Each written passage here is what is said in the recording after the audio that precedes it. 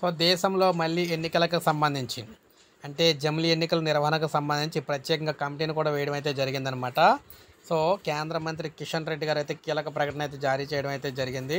మీరు ఇక్కడ చూసుకుంటే జమిలీ ఎన్నికల నిర్వహణ అమలు కోసం కేంద్ర ఓ కమిటీని అయితే ఏర్పాటు చేయనుందని కేంద్ర బొగ్గు గనుల శాఖ మంత్రి కిషన్ రెడ్డి ఒక ప్రకటనలో తెలియజేశారు. దేశవ్యాప్తంగా 5 ఏళ్ల పాటు ఏదో ఒక చోట పోలింగ్ జరుగుతున్నందున ఎన్నికల కోడ్ అమల్లో ఉండటం, తద్వారా విధానపరమైన నిర్ణయాలు తీసుకోలేక ప్రభుత్వ నిర్ణయాలకు ఆటంకంగా మారుతూ ఉన్నాయని, కొన్నిసార్లు సాధారణ నిర్ణయాలు కూడా తీసుకోలేని పరిస్థితి అయితే ఏర్పడినట్లు చెప్పారు.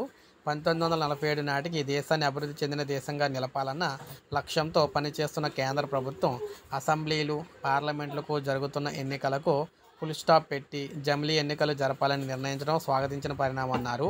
అయితే ఎన్నికల ర్యాలీలు బహిరంగ సభల కారణంగా ట్రాఫిక్ జాము, ధ్వని కాలుష్యంతో పాటు ప్రజలు తీవ్ర ఇబ్బందులు ఎదుర్కొంటూ ఉన్నారని, వేరువేరుగా ఎన్నికల నిర్వహణ కారణంగా ఖజానాపై ఆర్థిక భారం కూడా పడుతుందని, పార్లమెంటు, రాష్ట్రాల అసెంబ్లీలకు వేరువేరుగా ఎన్నికలు నిర్వహించడంలో జరుగుతున్న ఖర్చు 4,500 కోట్ల పైమాటే అని, జమిలీ ఎన్నికల నిర్వహణపై కేంద్ర మంత్రివర్గం తీసుకున్న నిర్ణయంపై దేశవ్యాప్తంగా చర్చ జరుగుతుందన్నారు. ప్రస్తుతం వ్యతిరేకిస్తున్న పార్టీలు త్వరలోనే దీనికి సహకరిస్తాయని కూడా ఆశాభావం వ్యక్తం చేశారు. సో ఈ విధంగా జమిలీ ఎన్నికలకి అయితే ప్రత్యేకంగా కమిటీని కూడా వేసేస్తున్నారన్నమాట.